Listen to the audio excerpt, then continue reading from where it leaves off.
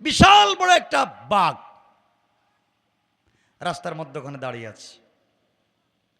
Public রাস্তা পার হতে পারতেছে না, কারণ পার হতে গেলেই বাঘ আক্রমণ করবে, আঘাত করবে। এই ভয়ে মানুষ রাস্তা পার হচ্ছে না, দাঁড়িয়ে আছে দুই পার্শ্বে। যুবক আস্তে আস্তে পাবলিকের কাছে গিয়ে জিজ্ঞেস করে, আপনারা এখানে কি করতেছে? আপনারা এখানে কি করেন? সকল মানুষ জবাব দিচ্ছে, যুবক রে, আমরা দাঁড়িয়ে আছি বাঘের ভয়ে, রাস্তা পার হতে পারতেছি না। যদি যাই তাহলে বাঘ আমাদেরকে আক্রমণ করবে, খেয়ে ফেলবে, এই জন্য আমরা রাস্তা পার হতে পারতেছি না, দাঁড়িয়ে আছি। যুবক চিন্তা করলো, আব্দুল্লাহ বিন তামের, আমি তো এই মাত্র কালিমা পড়ে আসছি। সুবহানাল্লাহ বলেন। কি পড়ে? এই মাত্র কালিমা পড়ে আসছি, তাহলে একটা পরীক্ষা হয়ে যাক। এতক্ষণ তো জাদুবিদ্যা শিক্ষা করলাম, আর এই মাত্র কালিমা পড়ে আসলাম, তাহলে একটা পরীক্ষা হয়ে যাক, দেখি আল্লাহর কালিমার পাওয়ার বেশি না বাঘের শক্তি বেশি। সুবহানাল্লাহ বললেন না? এই চিন্তা করে যুবক আস্তে আস্তে করে বাঘের কাছে গেছে। বাঘের কাছে গিয়ে এক হাত দিয়ে এইভাবে বাঘের কান ধরছে, কান। সুবহানাল্লাহ বলবেন না? আপনাদের আওয়াজে মনে হচ্ছে সুবর্ণচরের মানুষ মনে হয় বাঘ পালতেছে দুই চারটা করে নাকি। এক হাত দিয়ে বাঘের কান ধরছে, আর আরেক হাত দিয়ে বাঘের গালে আচ্ছা মতো একটা থাপ্পড় মেরে দিচ্ছে। ডাক দিয়ে বলছে, এই বাঘ, আল্লাহ তোকে তৈরি করেছেন বন জঙ্গলে থাকবার জন্যে, তুই রাস্তাঘাটে পাবলিকের ডিস্টার্ব করস কেন? তুই কি আমাকে চিনিস না? আমি কে? আমি একজন কালিমাওয়ালা আল্লাহর গোলাম। আল্লাহু আকবার বলেন, আল্লাহু আকবার। ওখানে গিয়ে চিৎকার করে বলতেছে, আমি কালিমাওয়ালা আল্লাহর গোলাম। আপনারা কি মনে করেন বাঘের কাছে গিয়ে নিজের পরিচয় দেন? আপনারা রাস্তাঘাটে পরিচয় দেন না? রাত 2টা হয়ে গেলে হুজুররা যখন রাস্তা দিয়ে যায়, টাকা পয়সা নিয়ে মানুষও যখন রাস্তা দিয়ে যায়, তো আপনারা রাস্তায় দাঁড়ায়, এখন এই দাঁড়ান, চিনেন আমার আমি কে? ঠিক না? যা আছে সব দেন। এই তো এই পরিচয় আপনাদের, যা আছে দেন। আর যুবক পরিচয় দিচ্ছে, আমাকে চিনো, আমি কে? আমি কালিমাওয়ালা, কালিমা পড়ে আসছি। তোমার সাহস কম না, আমার সামনে দাঁড়িয়ে আছো। বলতে দেরি হয়েছে। আশরাফ আলী থানভী লিখেন, সাথে সাথে বাঘটা মাথাটা নোয়াইয়া কানটা নাড়াইয়া জঙ্গলে যাইতে 1 মিনিটও দেরি করে নাই। সুবহানাল্লাহ তো আসতে বললেন। পাবলিক মনে করছে পাইছি এবার। যেই যুবকের কথা বাঘ শুনে এ পিরুইব না তুই বকেটা, মানুষ তার কাছে তেল নিয়ে পানি নিয়ে লাইন ধরছে। আসলে তো তো এই লাইনের লোক না। কথা বলেন না কেন? কিরে আমার কাছে এগুলো নিয়ে আসে কেন? আমি তো এই কাজের কাজই না। মানুষ আসে, কারো চোখ নাই, যুবক চৌকে হাত দে, ভালো হয়ে যায় না। সুবহানাল্লাহ, এটা আগামী বছর কেমন? জোরে পড়েন সুবহানাল্লাহ, জোরে পড়েন।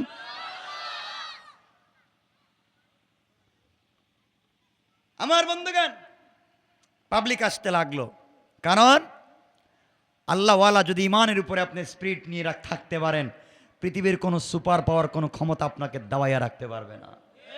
ঠিক কিনা বলেন? সাদ বিন আবি ওয়াক্কাস রাদিয়াল্লাহু তাআলা আনহু পৌঁছে গেলেন আফ্রিকার পারে, আরব রাজ্য শেষ করে তিনি চলে গেলেন সাগরের পারে। 40,000 মধ্যে মুজাহিদ সেনাবাহিনী মুসলমান সাথে। সাদ বিন আবি ওয়াক্কাস বক্তৃতা করছেন, শোনো মুসলমানেরা, রাসূল এই দুনিয়ার জমিনে নাই, তাই বলে ইসলাম শুধু কি আরব দেশে থাকবে নাকি আফ্রিকার জঙ্গলে ইসলাম যাবে? 40,000 মুসলমান বলছেন, সাদ বিন আবি ওয়াক্কাস, আমরা তো অপারও ইসলাম নিতে চাই, কিন্তু বিশাল সাগর, কোনো কুল নাই, কিনারা নাই, কেমনে পার হব? লঞ্চ নাই, স্টিমার নাই, কেমনে যায়? সাদ বিন আবি ওয়াক্কাস বললেন, যে আল্লাহর তাওহীদ, যে আল্লাহর কথা পৌঁছে দেওয়ার জন্য যাব, সে আল্লাহর কোথায় নদী চলে, সাগর চলে, সে আল্লাহর উপরে ভরসা করে সাগরে জাপ দিব, বিশ্বাস পানি আমাদের ক্ষতি করতে পারবে না। আল্লাহু আকবার বলেন। তাদের বিশ্বাস ছিল এমন, তাদের স্পিরিট ছিল এমন, দ্বীনের প্রতি শক্ত থাকা, অবিচল থাকা। আমার বন্ধুগণ, সংক্ষেপ করে বলি, সাদ বিন আবি ওয়াক্কাস 40,000 সেনাবাহিনী নিয়ে চলে গেলেন সাগরের উপরে, গুড়া চালাইতেছেন। আরে ঘোড়া কোথায় চলে? সাগরের পানির উপরে ঘোড়া চলে। সুবহানাল্লাহ বললেন না? আরে কল্প কাহিনী নয়, শুনেন। সাগরের উপরে ঘোড়া চলে, ঘোড়ার পায়ে পানি লাগে না। সাহাবায়ে কেরাম পার হয়ে যায়, তাদের পায়ে পানি লাগে না। আল্লাহ বলছেন, তোমরা যখন আমার তাওহীদকে বিজয় করবার জন্য রাস্তায় নেমে যাও, কেউ থাকুক আর না থাকুক, স্বয়ং আমি আল্লাহ ওখানে হাজির হয়ে যাই। এর আরেকটু সামনে যদি বলি, সামনে গিয়া রাসূল পাক সাল্লাল্লাহু আলাইহি সাল্লাম যেদিন হিজরত করে মক্কা থেকে মদিনায় যান, ঘটনা আমি বলছি না, আমি শুধু বুঝাচ্ছি আল্লাহ যে সাথে থাকেন।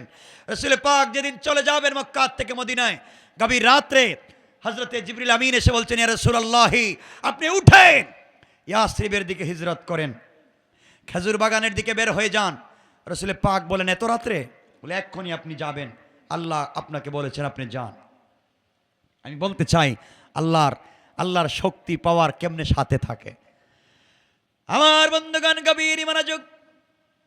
আল্লাহর পয়গম্বর ঘুম থেকে উঠে গেলেন, সবুজ চাদর দিয়ে হযরতে আলীকে শোয়া দিলেন, নিজে উঠে তৈরি হয়ে গেলেন চলে যাওয়ার জন্য ইয়াসরিবের দিকে। হঠাৎ করে শুনতে পান কাফের বেঈমানেরা বাড়ির চতুর্দিকে ঘিরে ফেলে রেখেছে, নেজা নিয়ে, বল্লম নিয়ে, তীর নিয়ে, ধনুক নিয়ে আঘাত করবার জন্যে। আল্লাহর পয়গম্বর চিন্তা করলেন, ঘর থেকে বের হলে নির্ঘাত মরে যেতে হবে, কাফেররা আমাকে দুনিয়া থেকে খতম করে দেবে।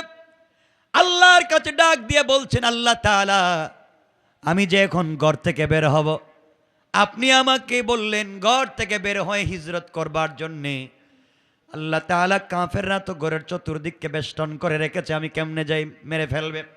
আল্লাহ বললেন, বন্ধুরে, তোমার কাজ হলো আমি আল্লাহর উপরে ভরসা করে আমার নাম নিয়ে আমার পথে ঘর থেকে বের হয়ে যাওয়া, আর আমি আল্লাহর কাজ হলো তোমাকে সুস্থ রেখে মদিনা পর্যন্ত পৌঁছে দেওয়া। আল্লাহ রাসূল বলছেন, আল্লাহ তাআলা, আপনি তো বলেছেন আমি ঘর থেকে বের হবে, ঠিকই মানি আপনার কথা, কিন্তু ভয় হয় ঘর থেকে বের হলে আঘাত করতে পারে। আল্লাহ বললেন, কি চাও? আল্লাহ তাআলা, তাদেরকে প্রতিরোধ করবার মতো কি আমি কিছু করতে পারি? আল্লাহ বললেন, বন্ধু একটা কাজ করো, তাহলে হাতের মধ্যে কিছু কঙ্কর নেও, হাতের মধ্যে বালি নেও, হাতের মধ্যে পাথর নেও, ওগুলা নিয়ে আঘাত করো, তুমি শুধু নিক্ষেপ করো, কেউ তোমাকে দেখতে পারবে না, তুমি চলে যাইবে। আল্লাহ রাসূল বলছেন, আল্লাহ তাআলা, আমি যদি নিক্ষেপ করি, নিক্ষেপ করলে তো একদিকে যায়, আমি যেদিকে মারবো সেদিকেই পর্যন্ত যাবে। কাফেররা তো আমার ঘরের চতুর্দিকে, আমি একদিকে মারলে অপর দিকের কাফেররা আমাকে আঘাত করবে, হত্যা করে ফেলবে। আল্লাহ ডাক দিয়ে বলছেন, বন্ধুরে, তোমার কাজ হলো কঙ্কর গুলাকে কাফেরদের উপরে একদিকে নিক্ষেপ করে দেওয়া, আর আমি আল্লাহ সকল কাফেরদের চুকে চুকে পৌঁছে দেওয়ার এই মুহূর্তে জিম্মাদারে নিয়ে নিলাম। আমার বন্ধুগণ, আল্লাহর পয়গম্বর হাতের মধ্যে পাথর নিলেন, ঘর থেকে বের হলেন, কোরআন থেকে তেলাওয়াত করলেন, কঙ্করগুলা হাতের মধ্যে নিয়ে শুধু সামনের দিকে মারলেন। কাফেররা চতুর্দিকে আছে, মারলেন সামন দিকে, তাকাইয়া দেখেন চতুর্দিকের কাফেরদের চুকে চুকে পৌঁছে গিয়েছে। মারলেন একদিকে, পৌঁছে গেল সকল দিকের কাফেরদের চুকে। সবাই চোখ রগড়াতে লাগলো, চোখ মুছতে লাগলো। আল্লাহর রাসূল পৌঁছে গেলেন মদিনা ইয়াসরিবে, কেউ দেখতে পারল না। আমার বন্ধুগণ, ঘটনা বলছি না, যাওয়ার পরে আল্লাহ একদিন বলছেন, বন্ধুরে, ওই দিন তুমি না বললে একদিকে মারলে একদিকে যায়, তাহলে ওই দিন চতুর্দিকের কাফেরদের চুকে চুকে পাথরগুলা পৌঁছে গেল, কেউ তোমাকে ধরতে পারলো না, ব্যাপার কি, কেমনে ঘটলো? আল্লাহ রাসূল বলছেন, আল্লাহ তাআলা, আমি তো জানি না, আমি তো একদিকে মারলাম, আমার পিছন দিকে পাথর কেমনে গেল, ডাইনে বামে গেল জানি না। আমার আল্লাহ বলছেন, ওয়ামা রামাইতা ইয রামাইতা ওয়ালাকিন্নাল্লাহ রামা। আল্লাহ রাব্বুল ইজ্জত ওয়াল জালাল বললেন, বন্ধুরে, তুমি শুধুমাত্র কেবলমাত্র আমার উপরে ভরসা করে তুমি নিক্ষেপ করার দায়িত্ব নিয়েছো, আর এগুলাকে সবার চুকে চুকে আমি আল্লাহ স্বয়ং আমার কুদরতের হাত দেয়া পৌঁছে দিয়েছি। কোন সুবহানাল্লাহ, আল্লাহু আকবার। বুঝাতে চাইলাম আল্লাহর উপরে ভরসা করে বের হলে হেফাজত করবেন কে? বলেন না কে? আমি জানি না আপনারা এত রাত্রে কথা শুনেন কিনা, আপনাদের কষ্ট হচ্ছে, আর ঠান্ডাও বাহিরে অভাব নাই। কষ্ট হচ্ছে না? আপনাদের কন্ডিশনে মনে হচ্ছে কষ্ট হচ্ছে। কালকে কাজ কাম নাই আপনাদের? নাই, কষ্ট হচ্ছে আমি বুঝতেছি। আমিও লম্বা করতে চাইবো না। একটু হাত উঠে দেখান, একটু হাত তুলেন তো। এখন কাদের কাদের কষ্ট হচ্ছে দেখি। কি এখনো কষ্ট হচ্ছে? এত কথা বলার পরেও কষ্ট হয়?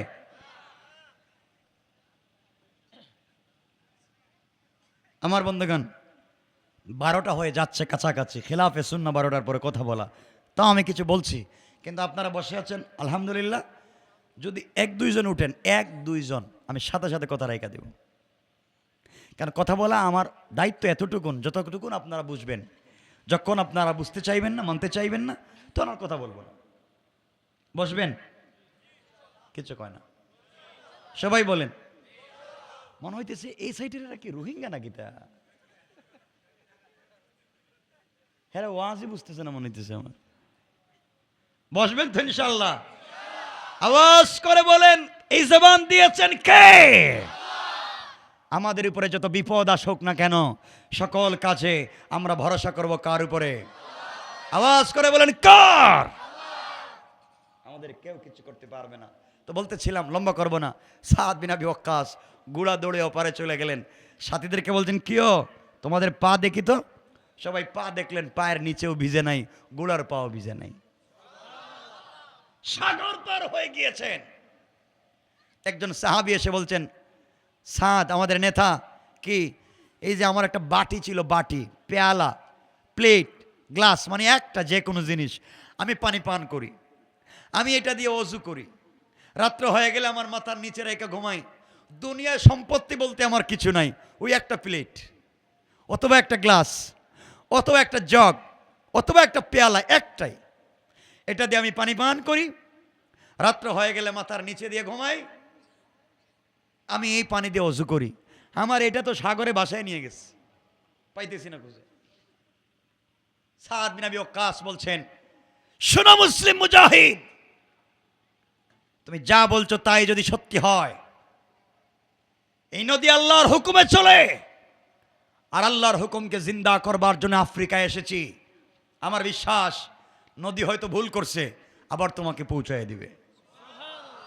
আচ্ছা, কোন তো নদী নাকি ভুল করছে, বাসায় নিয়ে কোত্থেকে কই গেছে।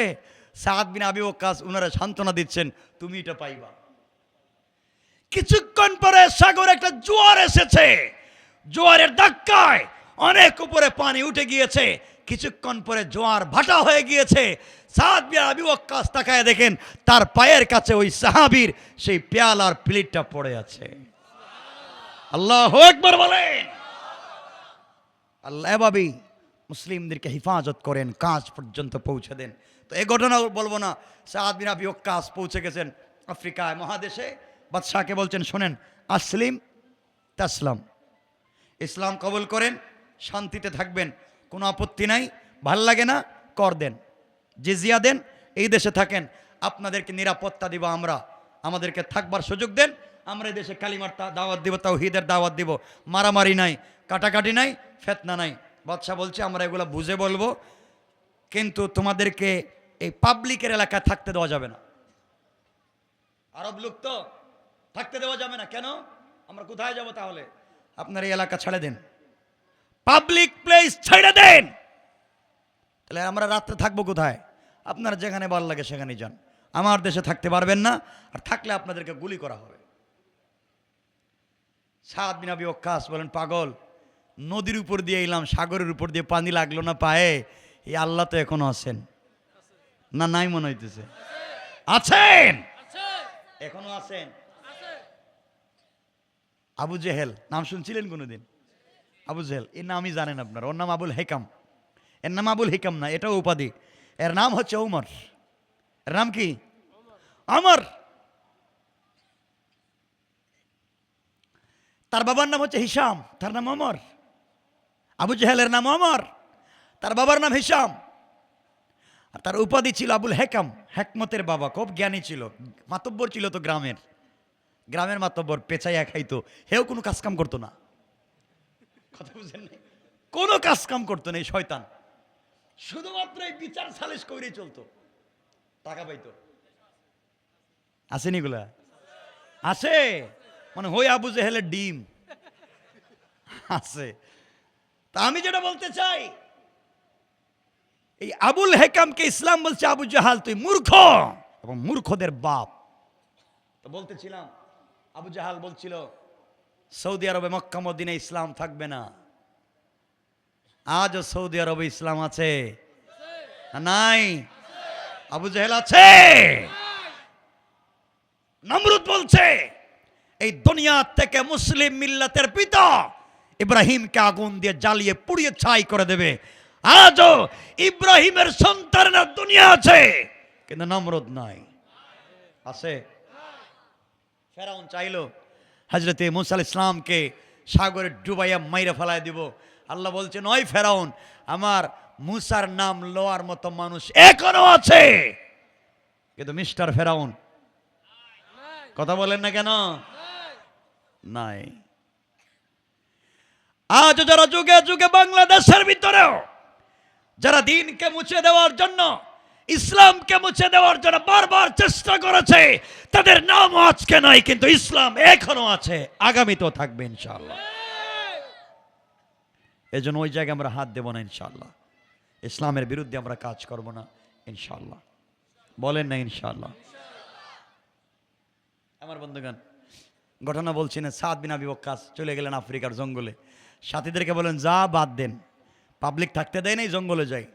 সাথীরা বলছেন আপনি আমাদের কিনে জঙ্গলে যাইবেন, ওখানে তো বাঘ ভাল্লুক সিংহ অজগর সাপ খায় ফেলবে, ওখানে থাকবো কেমনে? তিনি বলছেন ওগুলারে যিনি বানাইছেন তার কথাই তো বলতে চাইতেছি। সাদ বিন আবি ওয়াক্কাস জঙ্গলে পৌঁছে গেলেন, লম্বা বক্তৃতা করছেন, প্রায় 2 পৃষ্ঠার মতো আরবি বক্তৃতা করলেন হযরতে সাদ। জঙ্গলে পৌঁছে গেলেন, হাতের লাঠি দিয়ে দাগ দিলেন, জঙ্গলের ভিতরে, আফ্রিকার জঙ্গল, দাগ দিয়া দাগের ভিতরে সবাই নিয়ে ঢুকছেন। ঢুকে তিনি বলতেছেন জঙ্গলকে লক্ষ্য করে, জঙ্গলের হিংস্র প্রাণী, এ জঙ্গলের হিংস্র প্রাণী শোনো, নাহনু আসহাব রাসূলিল্লাহ সাল্লাল্লাহু আলাইহি ওয়াসাল্লাম, আমরা রাসূলের সাথী বন্ধু, আমরা এদেশে এসেছি তাওহীদের দাওয়াত দিতে, রিসালাতের দাওয়াত দিতে, আমাদেরকে পাবলিক দেশে থাকতে দেয় নাই, আমরা জঙ্গলে আসছি। শোনো, এখানে সাপ অজগর ভাল্লুক সিংহ বাঘ যারা আছো, তোমাদেরকে 24 ঘন্টার সময় দেওয়া হলো, এই জঙ্গল ছেড়ে অন্য জায়গায় চলে যাও। আল্লাহু আকবার বললেন না? আফ্রিকার মানুষ কয় আমরা জীবনে কত পাগল দেখছি, এমন পাগল তোর দেখি নাই। পাগলের তো একটা কোয়ালিটি থাকা দরকার, জঙ্গলে গিয়া বাঘের সামনে ওয়াজ করে, ওরা হাসতেছে। হযরতে সাদ বিন আবি ওয়াক্কাস তরবারি খুললেন আর বলেন দেখো আমার তরবারি, 24 ঘন্টার ভিতরে যদি জঙ্গল খালি করে না দেও, তোমাদের যাকে যেখানে পাওয়া যাবে তরবারি দিয়ে খতম করা হবে। 24 ঘন্টার আলটিমেটাম দিয়া বক্তৃতা শেষ করেছেন। 2-3 মিনিট পরে দেখা যায় বাঘের রাস্তায় বাঘ, সিংহর রাস্তায় সিংহ, অজগরের রাস্তায় অজগর, যার যার ডিম বাচ্চা মুখে নিয়া 24 ঘন্টা নয় 9 ঘন্টার ভিতরে জঙ্গল খালি করে চলে গিয়েছে। আল্লাহু আকবার বলেন। এটার নামই তো দিন, আল্লাহর প্রতি ভরসা, আল্লাহর প্রতি বিশ্বাস। আফ্রিকার পাবলিক দেখলো খাইছে, এবার জঙ্গল থেকে বাঘ ভাল্লুক যাইতেছে, আমরাও মনে হয় বাঁচতে পারতাম না। সকালে এসে কো স্যার কোনো মারার দরকার নাই, আপনি যা চাইবেন তাই করতে রাজি। আল্লাহু আকবার বলবেন না? দিন এভাবেই পৌঁছে যায়, এভাবেই পৌঁছে যায়। তো বলতেছিলাম এই আব্দুল্লাহ এভাবেই আল্লাহর পরিচয় দিয়েছে বাঘের সামনে। এখন বাড়িতে গেছে, পাবলিক তেল নিয়ে যায়, পানি নিয়ে যায়। আব্দুল্লাহ এই কাজের কাজই তো আমি না, যদি মানুষ তেল নিয়ে পানি নিয়ে আসে, ল্যাংরা লুলা দেড় বেটারি, হাত নাই পাও নাই চোখ নাই, দেখে না, যে যে সমস্যা নিয়ে আসে হাত দিলেই ভালো হয়ে যায়। বাবা একটু সুবহানাল্লাহ কন। যুবক চিন্তা করলো, না না না, এভাবে যদি মানুষ আসে তাহলে তো সবাই শুধু তেল পানি নিয়ে ব্যস্ত। আমার কাছ তো দিন জিন্দা করা। বাদশাহ আমার টাকা দিয়ে জাদুবিদ্যা শিখাইছে, আর আমি এখন টার্গেট করলাম যেই সংসদ থেকে আইন করে এই দেশ থেকে ইসলাম মুছে দেওয়ার চেষ্টা করার জন্য আমাকে জাদুবিদ্যা শিক্ষা করতে দিল, আমি এই সংসদ পর্যন্ত কালিমা পৌঁছাইয়ে দেব। আল্লাহু আকবার বলেন। দেখেন কেমনে দিন পৌঁছে যায়। আমার বন্ধুগণ, যুবকের এই কথা গোটা দেশে ছড়িয়ে পড়ল। আমাদের দেশের ভিতরে একটা যুবক আছে, তার কাছে গেলে সকল সমস্যার সমাধান হয়ে যায়। এমন সময় বাদশাহ ইউসুফ জুনাওয়াসের অর্থমন্ত্রী যিনি ছিলেন, তার চোখ ছিল অন্ধ, কানা ছিলেন, কিন্তু জ্ঞানী থাকবার কারণে, মেধা থাকবার কারণে বাদশাহ তাকে মন্ত্রণালয়ে জায়গা দিলেন। তিনি যখন জানতে পারলেন আমাদের দেশে একটা যুবক আছে, যেই যুবক চোখ ভালো করে দিতে পারে, মন্ত্রী সাহেব উপঢৌকন নিয়ে, হাদিয়া নিয়ে, তোহফা নিয়ে, অনেক টাকা পয়সা নিয়ে আব্দুল্লাহ বিন তামেরের বাড়িতে হাজির হয়ে গেলেন। আর ডেকে বললেন, যুবক তোমাকে চিনি না, শুনেছি তুমি নাকি চোখ ভালো করে দাও। আব্দুল্লাহ তো তাকায় দেখতেছে, অর্থমন্ত্রীরে তো আমি চিনি, কেন আসছেন আমার বাড়িতে? বাবা তুমি নাকি মানুষের চোখ দিতে পারো, আমার জীবনে চোখে তো কিছুই দেখতে পাই না, তুমি যদি আমার চোখটা ফিরিয়ে দাও, বিনিময়ে যে হাদিয়া তো ফানছি সব তোমার। আব্দুল্লাহ ডেকে বলছে, মন্ত্রী সাহেব, চোখ তো আমি ফিরিয়ে দিতে পারি না, চোখের আলো ফিরিয়ে দিতে পারেন আমার আল্লাহ। মন্ত্রী আশ্চর্য হয়ে গেল, আর ডাক দিয়া বললেন, যুবক রে, ও যুবক তুমি বলো আমাদের রবকে, আমাদের আল্লাহকে, আমাদের খুদা তো ইউসুফ জুনাওয়াস, তুমি আবার কোন রবের কথা বলো? আব্দুল্লাহ বলতেছে, ইউসুফ জুনাওয়াস খুদা নয়, ইউসুফ জুনাওয়াস আস্তা বেহুদা। কথা কন নাকি? ইউসুফ জুনাওয়াস যদি খুদা হবে, ইউসুফ জুনাওয়াস যদি খুদা হবে, তাহলে দেশের এই অবস্থা কেন? আমি ইউসুফ জুনাওয়াসকে মানি না। মন্ত্রী ডাক দিয়ে বলছেন, ও যুবক, আমরা একটা যুবক যার নাম আব্দুল্লাহ, জাদুবিদ্যার জন্য কয়েক হাজার কোটি টাকা দিয়ে তাকে পাঠিয়েছি, ওই যুবক আসলে তোমাদেরকে সাইজ করবে। আব্দুল্লাহ বলতেছে, যেই যুবককে টাকা দিয়ে পাঠাইছেন, হেই যুবক আমি আব্দুল্লাহ। আল্লাহু আকবার। মন্ত্রী কো, তুমি এই যুবক?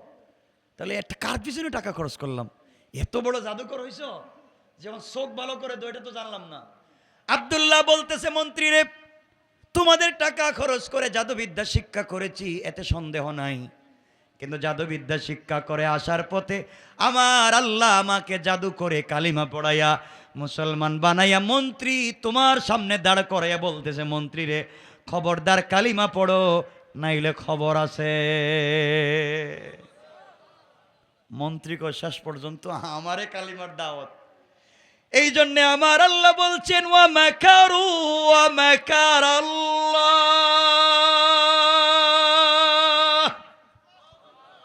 ওয়াল্লাহু খায়রুল মাকিরিন।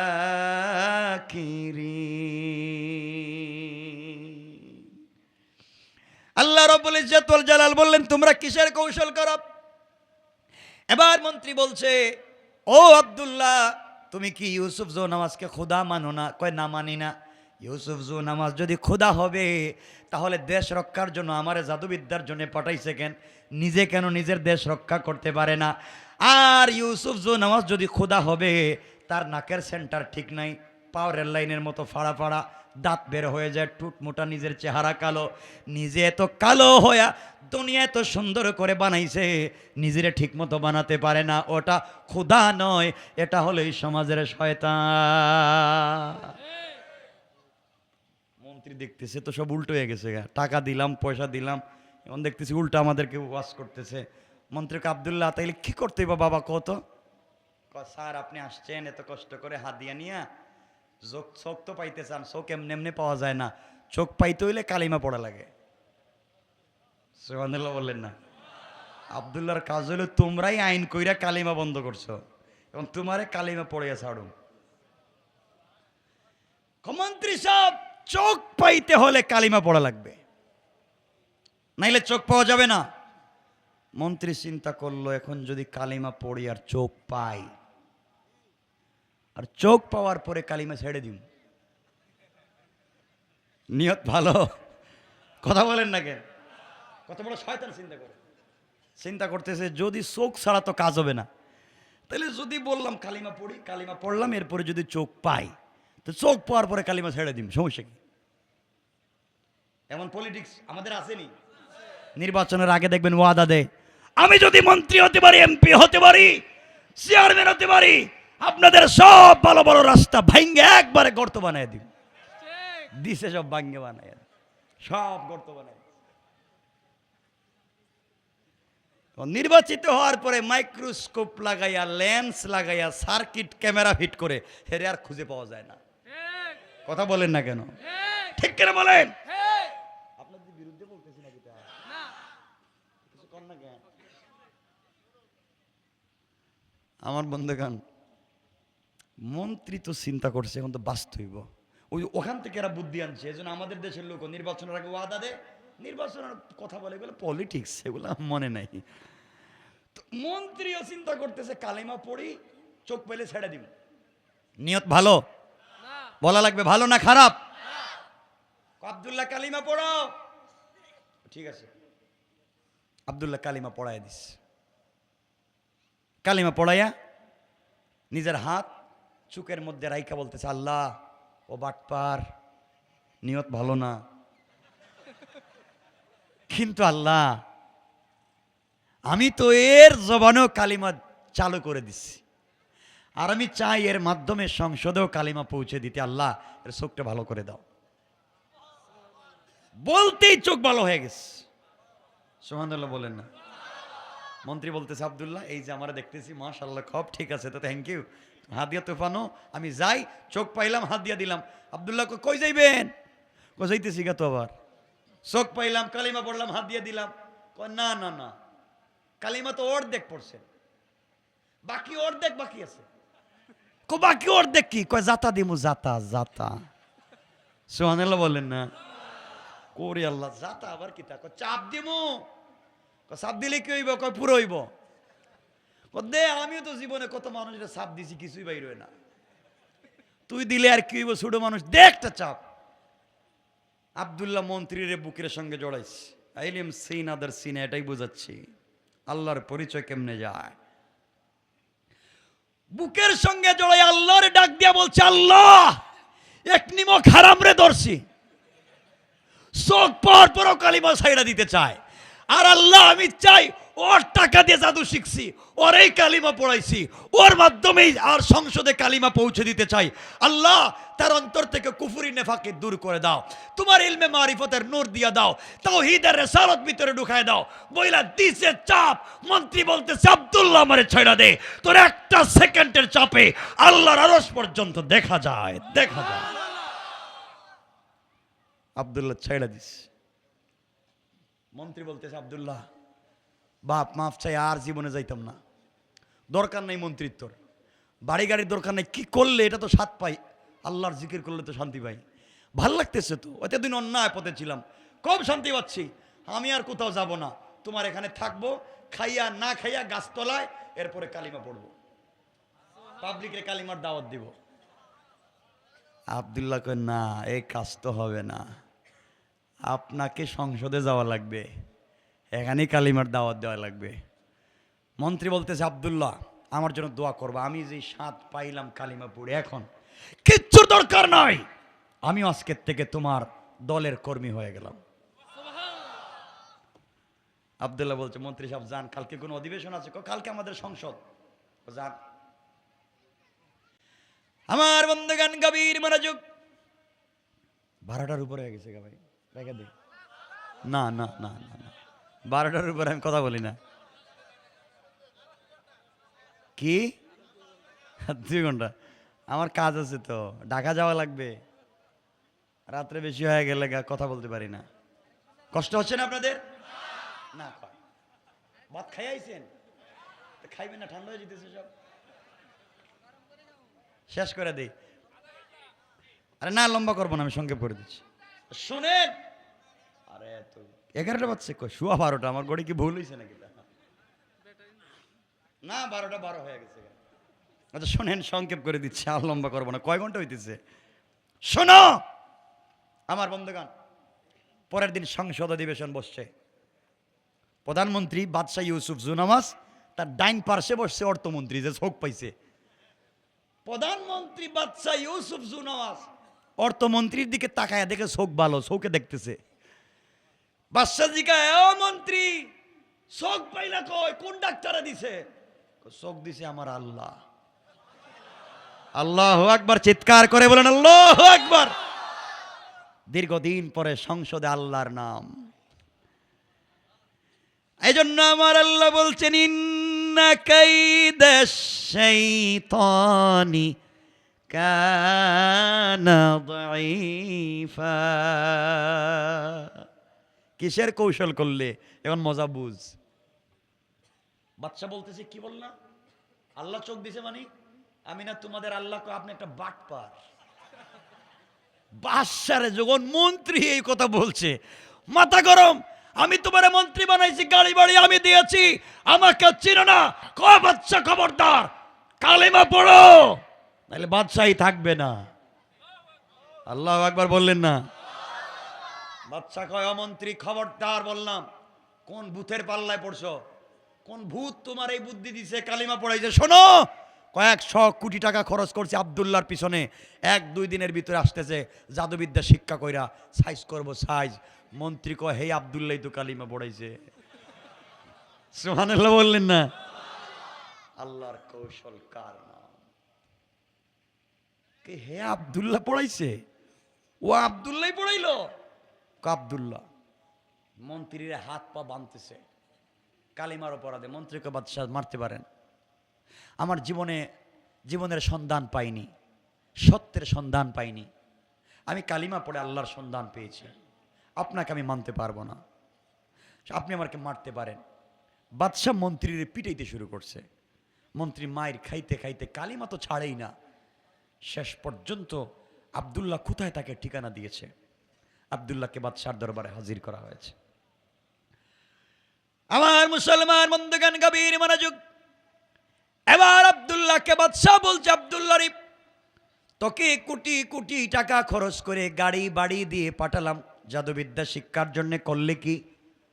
আব্দুল্লাহ বলছে, বাদশাহ আমার কোনো দোষ নাই, আপনার টাকার আমি ঠিক মতো ব্যবহার করছি, জাদুবিদ্যা শিক্ষা করছি, আপত্তি নাই। কিন্তু ঘরে আসার পথে, রাস্তায় আসার পথে আমার আল্লাহ আমাকে জাদু করে কালিমা পড়াইয়া মুসলমান বানাইয়া এই মুহূর্তে আপনার সামনে হাজির করে আপনার মন্ত্রণালয়ে দাঁড় করাইয়া বলতেছে, বাদশাহ কালিমা পড়ে, নাইলে খবর আছে। বাদশাহ যখন দেখছে আব্দুল্লাহ এই কথা কয়, মায়ের শুরু করছে। মায়ের, কে তোরে কালিমা পড়াইছে? এক পর্যায়ে আব্দুল্লাহ, এই যে মুরব্বী গাছতলায়, মনে আছে নি? মুরব্বীর কথা বইলা দিছে। মুরব্বীর ধৈর্য আনাইছে, বাবা এদেশে কালিমার দাওয়াত দিচ্ছিলেন কেন? নিষেধ। মুরব্বী বলছে, বাদশাহ সব ঠিক আছে, আপনি নিষেধ করেছেন আর আল্লাহ উপর থেকে নির্দেশ করেছে, আমি আল্লাহর নির্দেশ পালন করেছি। আপনি জানেন কালিমার দাওয়াতের অপরাধ কি? জানি না। আপনাকে হত্যা করা হবে। এই কথা বলে এই মুরব্বী মানুষের গাছ কাটার করাত চিনেন তো? করাত, গাছ কাটার করাত মাথায় লাগাইয়া জীবন্ত মানুষকে কালিমার অপরাধে 2 টুকরা করে দিয়েছে। আল্লাহর ওলি ইন্তেকাল করেছেন, শহীদ হয়ে গিয়েছেন, কালিমা ছেড়ে দেন নাই। আজ আমাদেরকেও যদি নির্যাতন করা হয়, কষ্ট দেওয়া হয়, আমরাও জীবন দিতে পারি, কিন্তু 1 সেকেন্ডের জন্য কালিমাকে ছেড়ে দিতে পারি না।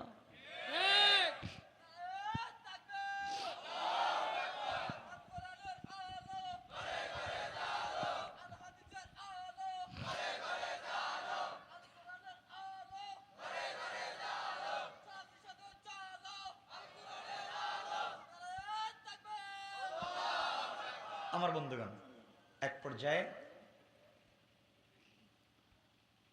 সবাই শেষ, মন্ত্রীরও মাইরা ফালাই দিছে, মুরব্বীরও মাইরা ফলাই দিয়েছে, আছে শুধু আব্দুল্লাহ। আমার বন্ধুগণ, এবার আব্দুল্লাহকে বাচ্চা ডাক দিয়া বলছে, আব্দুল্লাহ রে, তুমি যদি এই মুহূর্তে কালিমা ছেড়ে দাও, তাহলে আমার দেশের অর্ধেকের মালিক তোমাকে বানাইয়া দিব, নাজরান তোমার নামে অর্ধেক লিখে দিব। কালিমা ছেড়ে দিলে আমার একমাত্র মেয়েকে তোমার কাছে বিয়ে দিব, তুমি আমার মেয়ের জামাই, পুরা দেশের মালিক তুমি হয়ে যাবে, কালিমা ছেড়ে দাও। আব্দুল্লাহ গর্জন দিয়ে দাঁড়িয়ে গিয়েছে আর বলছে, আব্দুল বাদশাহ শোনো, আপনি যদি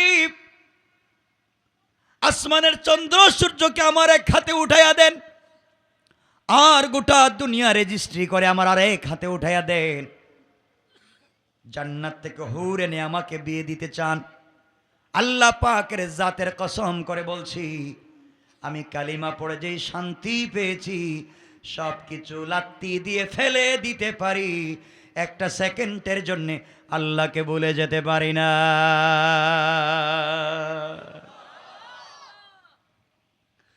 বাদশা দেখলো কোনোভাবেই কাজ হয় না। শেষ পর্যন্ত 70 জন সেনাবাহিনী দিয়ে আব্দুল্লাহকে পাঠিয়ে দিয়েছে, নিয়ে যাও, পাহাড়ের উপরে উঠাইয়া হাত পা বেঁধে পাহাড় থেকে ধাক্কা দিয়ে নিচে ফেলে হত্যা করে দিবা, যেন হাড্ডিও ভেঙে যায়। 70 জন সেনাবাহিনী আব্দুল্লাহকে পাহাড়ের উপরে নিয়ে গেল, ওখান থেকে ফেলে দিয়ে হত্যা করতে চায়।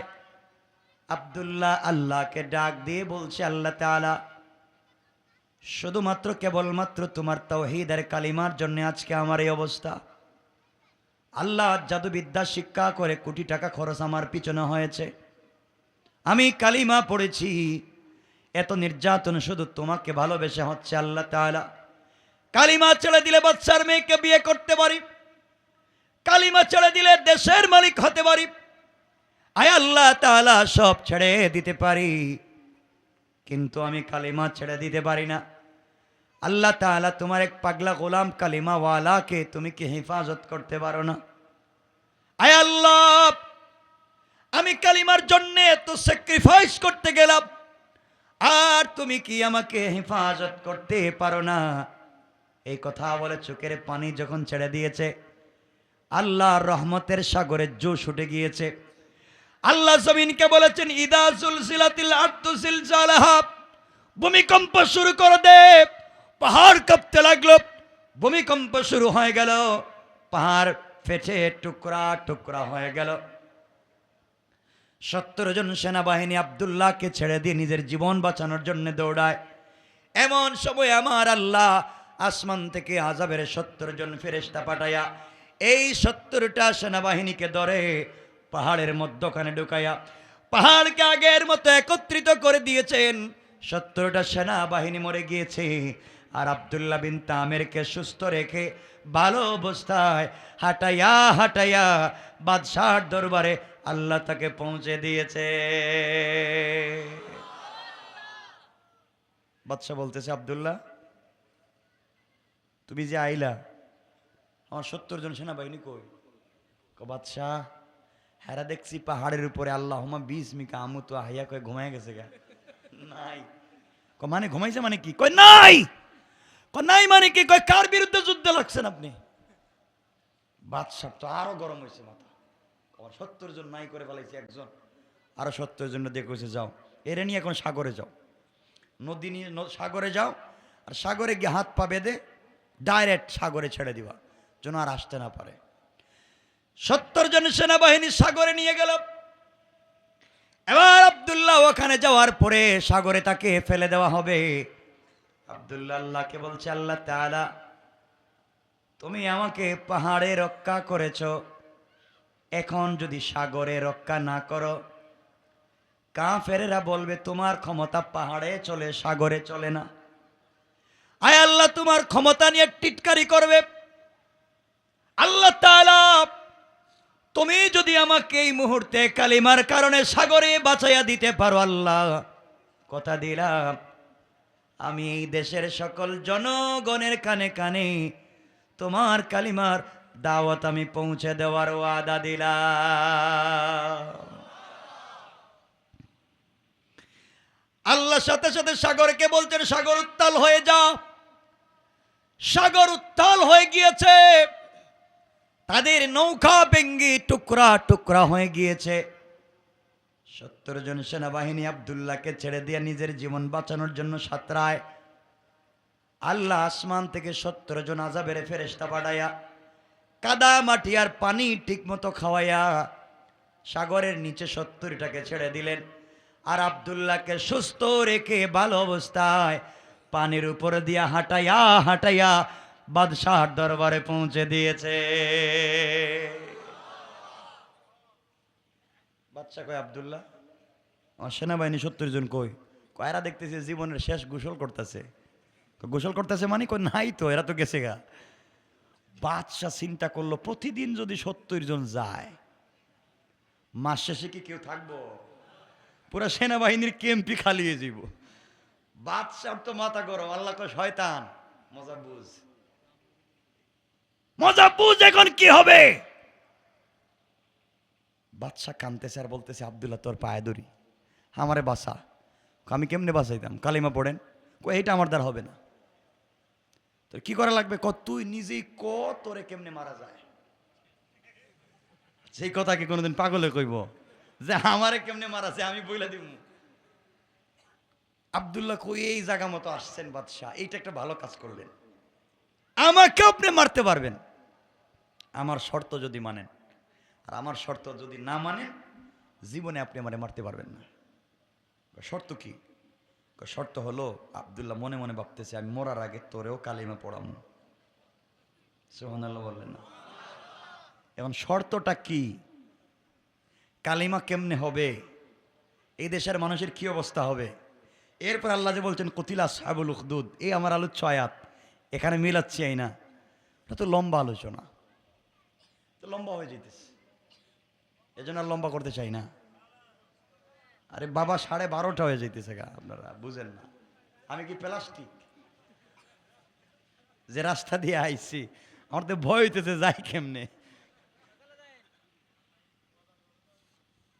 কষ্ট হচ্ছে না আপনাদের? কয়েকটা না কর,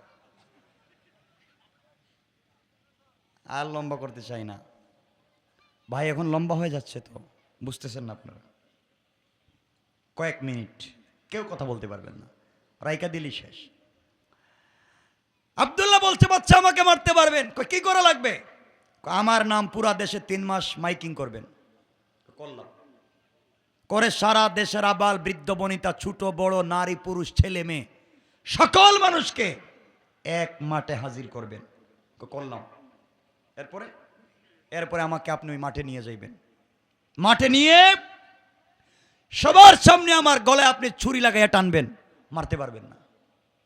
কি লাভ হইল? তখন আপনি মারতে গেলে আমি একটা কালিমা বলবো, কালিমা, এই কালিমা আপনি পড়বেন। কালিমা পড়ে যদি আমার গলায় ছুরি লাগান তাহলে আপনি আমাকে মারতে পারবেন, আর কালিমা যদি না পড়েন কিয়ামত পর্যন্ত মারতে পারবেন না। সুবহানাল্লাহ বললেন না? আব্দুল্লাহকে আমি একজন তো মরবো বেটা, আর পুরা দেশটারই কালিমা পড়ে যাব। তুই যেই দেশে কালিমা বন্ধ করছো সেই দেশে কালিমা পতাকা আমি উড়াইয়া আমি মরতে চাই। সুবহানাল্লাহ বললেন না? বাদশা কয়, আব্দুল্লাহ তুই যাই তুই মরবি কিনা হেডে ক, আমার বইতেছে তোরে দিয়া, আমি মরে যাবো যদি আমার কালিমা পড়ে আমার গলায় ছুরি লাগায়। আমি যেটা বলবো, যে শব্দ, এই শব্দ বলে গলায় ছুরি লাগালে আমি মরবো, আর এই শব্দ না বললে মরবো না। এখন আপনি কি বলবেন নাকি বলবেন এটা কোন? 100 বার বলবো, এরপরে মরা লাগবে। ও ঠিক আছে। আমার মুসলমান বন্ধুগণ, গভীর মনোযোগ, কথা সংক্ষেপ। এক পর্যায়ে গোটা দেশে মাইকিং হয়ে গেল, গোটা দেশের নজরানের মানুষ একটা মাঠে জমা হয়ে গেল। বাদশা আব্দুল্লাহকে নিয়ে ওখানে গেল। মানুষের মধ্যে কৌতূহল, কত মানুষকে বাদশা ফাঁসিয়ে দিয়ে মারছে, কোনোদিন দাওয়াত করে নাই, আর আজকে একটা যুবককে মারবে, গোটা দেশের মানুষকে দাওয়াত করছে। কৌতূহল কমছে না বাড়ছে? সবাই আব্দুল্লাহকে একটা নজর দেখতে চায়। গোটা দেশের মানুষ হাজির। বাদশা বলতেছে, আব্দুল্লাহ বলতো এবার কি করা লাগবে? মরে যাবে, তোর জীবনের কোনো চাহিদা আছে কি? আব্দুল্লাহ বলেছে, বাদশাহ আমার জীবনের চাহিদা আছে, শেষ চাহিদা কি বল? আব্দুল্লাহ বলছে, আমার জীবনের শেষ চাহিদা 2 মিনিট ওয়াজ কর্ম। কোটি কোটি পাবলিকের সামনে 2 মিনিট ওয়াজের সময় দিবেন। বাদশাহ মনে করছে 2 মিনিটে আর কি হয়, জীবনে কত ওয়াজ করছে, কাজ হয় না, 2 মিনিট সময় দিলাম, মরার আগে যাবার লাগে বল। এবার আব্দুল্লাহ দাঁড়িয়েছে লক্ষ লক্ষ জনগণের সামনে আর বলতেছে, নাজরানের মানুষ, আমার নাম আব্দুল্লাহ বিন তামের, বাদশাহর নাম ইউসুফ জু নওয়াজ। এই বাদশাহ আমাকে জাদুবিদ্যার জন্য পাঠিয়েছিল কোটি টাকা খরচ করে, কিন্তু আসার পথে আমি কালিমা পড়েছি, বাদশাহকে বাদ দিয়ে আল্লাহর উপরে ঈমান এনেছি, আল্লাহর তাওহীদ এবং রাসূলের রিসালাতের উপরে ঈমান আনছি। এই কারণে এই অপরাধে বাদশাহ আমাকে মারতে চায়। 70 জন সেনাবাহিনী দিয়ে বাদশাহ আমাকে পাহাড়ে মারবার জন্য পাঠিয়েছিল। আমি যার উপরে ঈমান এনেছি ওই আল্লাহ তাআলা আমাকে রক্ষা করেছেন, বাদশার 70 জন সেনাবাহিনীকে খতম করেছেন। এরপরে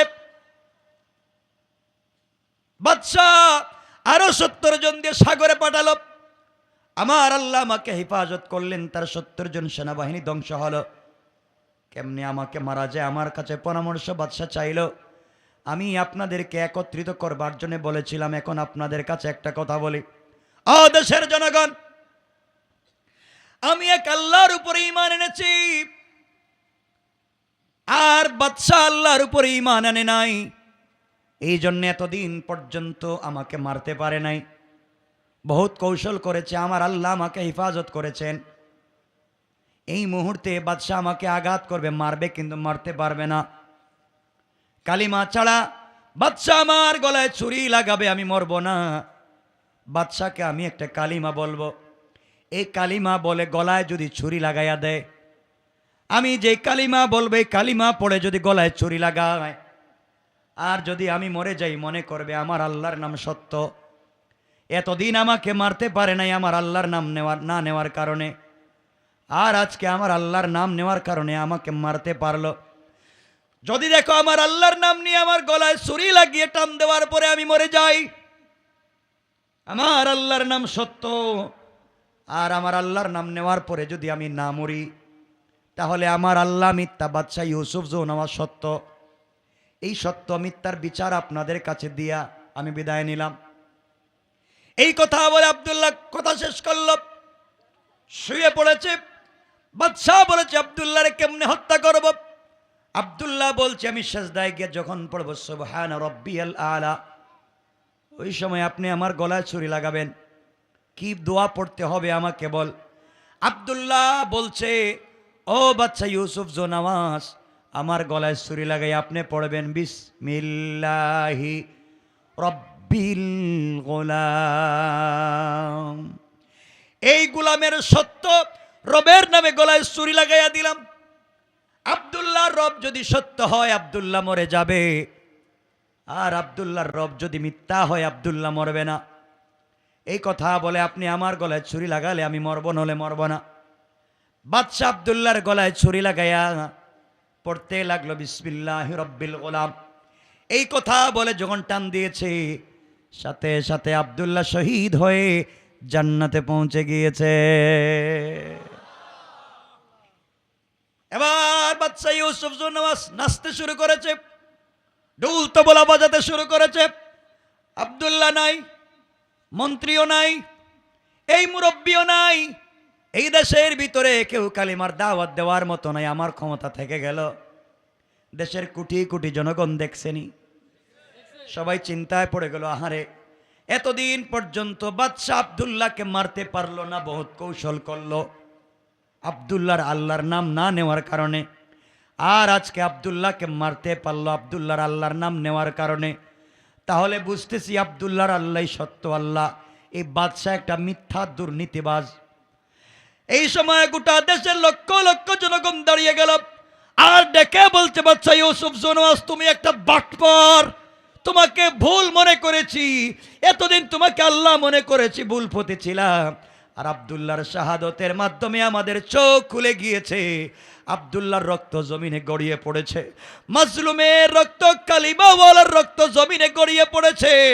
আমার কল্লাম সকল মুসলমান যারা এই মুহূর্তে কালিমা পড়েছে এদেরকে মারার জন্য বড় বড় গর্ত খনন করে আগুন জ্বালালো, এক একজন ধরে ধরে হত্যা করতে চাইলো। এই কথা আমার আল্লাহ 3-4টা কসম খেয়ে বলতেছেন, কুতিলা আসহাবুল উখদুদ। আল্লাহ রাব্বুল ইজ্জত ওয়াল জালাল বললেন, যারা গর্ত খনন করে আমার মুসলমানদেরকে কালিমাওয়ালাদেরকে হত্যা করতে চাইলো তাদেরকে তো মারতে পারলো না। আন্নারি দাতিল ওয়াকুদ, যারা গর্তের পারে বসে বসে আমার মুসলমানদেরকে হত্যা করা হচ্ছে তারা তামসা দেখেছে, তামসাওয়ালাদেরকেও সাইজ করেছি, আগুন যারা জ্বালিয়েছে সাইজ করেছি, যারা গর্ত খনন করেছে তাদেরকেও ঠিক করেছি।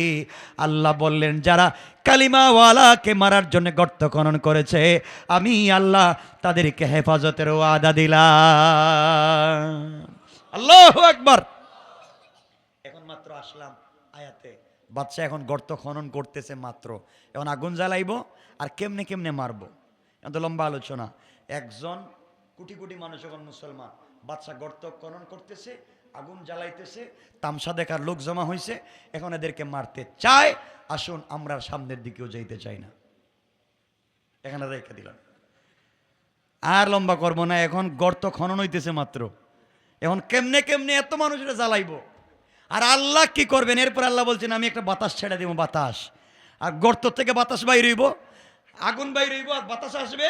যারা পাশে বৈশা তামসা দেখতেছিল এদেরকে কেমনে সাইজ করবো, বাচ্চারে কেমনে সাইজ করবো, এগুলা লম্বা কথা বুঝছেন না? মাত্র আয়াত পর্যন্ত আসলাম, এটি আমার তাফসীরি আলোচনা। আল্লাহ এতক্ষণ কসম করে বলছেন, এই পাগল, গর্ত খনন করে কারে জ্বালাইতে চাস? সুতরাং এখানেই থাকুক।